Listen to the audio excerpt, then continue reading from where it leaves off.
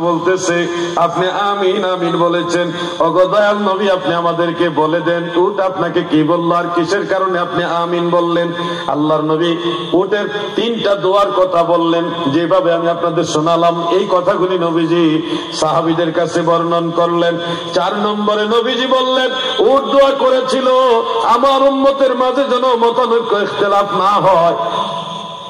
আমি সেই সময় আর আমিন বলি নাই, কারণ আজকে আমি রাসূলুল্লাহ এই দোয়াটা আল্লাহর কাছে করছিলাম, আমার আল্লাহ এই দোয়াটা মঞ্জুর করে নাই। আমার উম্মত ইখতিলাফে তারা পতিত হবে, মতানৈক্যে যারা হবে। সাহাবীদের জামানায় তো ইখতিলাফ দেখা দিছে, এটা হবে। এইভাবে আমার উম্মত শেষ জামানায় কিয়ামতের আগ পর্যন্ত চলতে থাকবে। ও আমার দাদু ভাইরা, সেই বনের উট, সেই উট আমার নবীরে চিনে, নবীর সম্মান বুঝে, আমার নবীর তাজিম বুঝে। উম্মত হইয়া নবী বুঝি না, নবীর দোষ খুঁজি। নবী আপনার মতোই মানুষ, আমার নবী উনাদের মতো মানুষ। কি ওয়াজটা করে আয়াত একটা মুখস্থ করছে, কুল ইন্নামা আনা বাশারুম মিসলুকুম ইউহা ইলাইয়া আন্নামা ইলাহুকুম ইলাহুন ওয়াহিদ।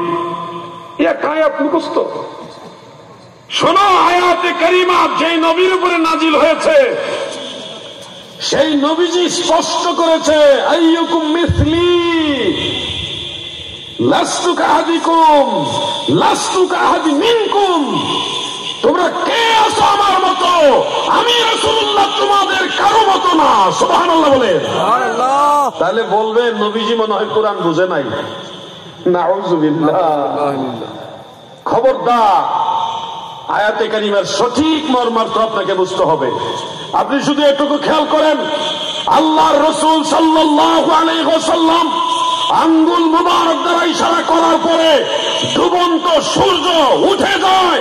শেরে খুদা হযরত আলী নামাজ আদায় করে আল্লাহর রাসূলের আঙ্গুল মুবারকের ইশারায় আকাশের চন্দ্র দ্বিখণ্ডিত হয়ে যায়। আল্লাহর হাবিবের আঙ্গুল মুবারকের সামনে দিয়ে পানির নহর জারি হয়। হাজার হাজার সাহাবীরা সেই পানি পান করে ওযু করে সংগ্রহ করে। সুবহানাল্লাহ বলে। আর আপনি বলছেন মদিনাওয়ালা আপনার মতোই মানুষ, এগুলি থেকে বের হয়ে আসেন। বাড়াবাড়ি নয়। নবীর সম্মান যদি না বুঝেন আপনি ক্ষতিগ্রস্ত হবেন, আপনারা বিপদে পড়ে যাবেন। আমরা মদিনাওয়ালার গোলাম, গুনাহগার, কিন্তু নবীর গোলাম, নবীর পক্ষের লোক। আমরা নবীর কথা বলি, নবীর কথা শুনি, নবী নবী করেই যেন আমাদের খাতেমা বিল খায়ের হয়। আমি একজন আলেমের জবানে আজকে শুনলাম, গতকাল শুনলাম, আজকে শুনলাম, তিনি বলতেছে যে আল্লাহর জিকির আছে, নবীর আবার কিসের জিকির? নবীর জিকির চলবে না, এগুলি কোরআন হাদিসে কোথাও নাই। আরে বুকা, আল্লাহর জিকির লা ইলাহা ইল্লাল্লাহ, নফি ইসবাতের জিকির, আল্লাহর জিকির সুবহানাল্লাহ, আলহামদুলিল্লাহ, আল্লাহু আকবার, এগুলি আমার আল্লাহর জিকির। ইসমে জাত আল্লাহ, আল্লাহ ওয়া যাকারা ইসমা রাব্বিহি ফাসাল্লাহ, আল্লাহ আল্লাহ জিকির রয়েছে।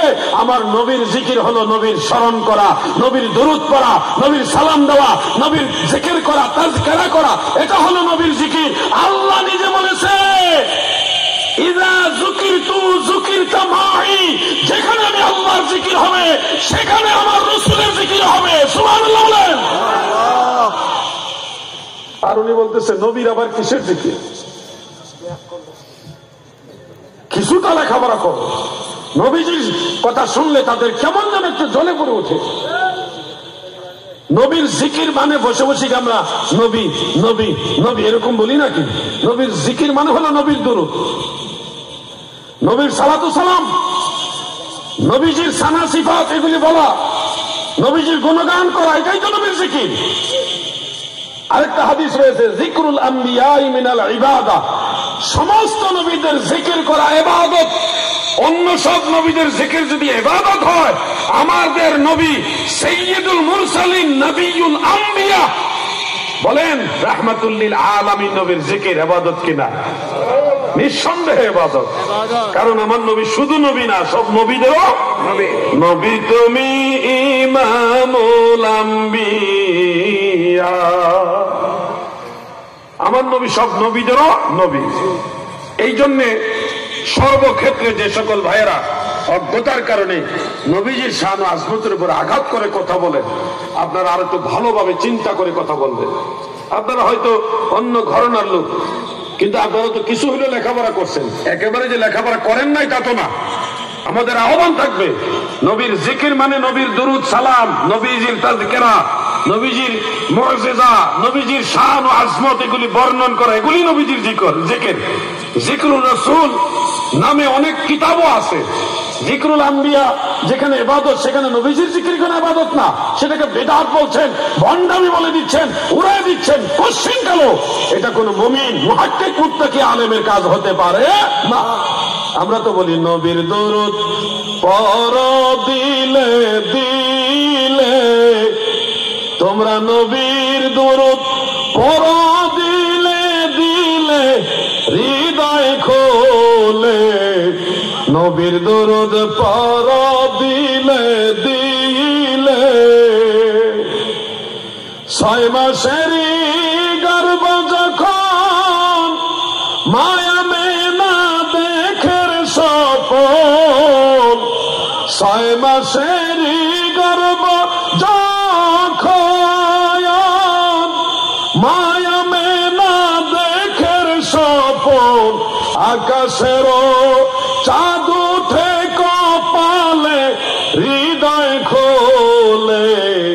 নবীর দরুদ পড় দিলে দিলে, তোমরা নবীর দরুদ পড় দিলে দিলে, হৃদয় খোলে। নবীর দরুদ পড় দিলে দিলে, পড়বেন নি নবীর দরুদ? একটু পড়েন, আল্লাহুম্মা সাল্লি আলা সাইয়্যিদিনা মাওলানা মুহাম্মদ ওয়া আলা আলি সাইয়্যিদিনা মাওলানা। আজকের যতগুলি কথা আমি বলেছি, প্রত্যেকটা কথার মূল একটাই কারণ, নবীজির মহব্বত, নবীজি সম্পর্কে জানা, নবীজিকে সম্মান করা। এই পয়েন্টের উপরে আমি সবগুলি কথা বলার চেষ্টা করছি। ভাই আমার, আপনি যারা কষ্ট করে মাহফিলে বসে আছেন, আশা করি আপনারা রাসূল পাকের সম্পর্কে কথা বলতে গেলে সবসময় সতর্ক হয়ে কথা বলবেন এবং নবীজির প্রতি সর্বোচ্চ মহব্বত নিয়ে কথা বলবেন। কি এটা আমি আশা করতে পারি কিনা? ইনশাআল্লাহ। সবাই বলেন ইনশাআল্লাহ। ইনশাআল্লাহ। মাহফিলগুলিতে ইনশাআল্লাহর আওয়াজ বাড়াতে হবে, আমিন এগুলি আওয়াজ বাড়াতে হবে, সুবহানাল্লাহ, আলহামদুলিল্লাহ, আল্লাহু আকবার এগুলি আওয়াজ বাড়াতে হবে। আমাদের মাহফিলগুলিতে অতিরিক্ত ঠিক কিনা বলেন, আর পাবলিক বুঝলেও কই ঠিক, না বুঝলেও কই ঠিক।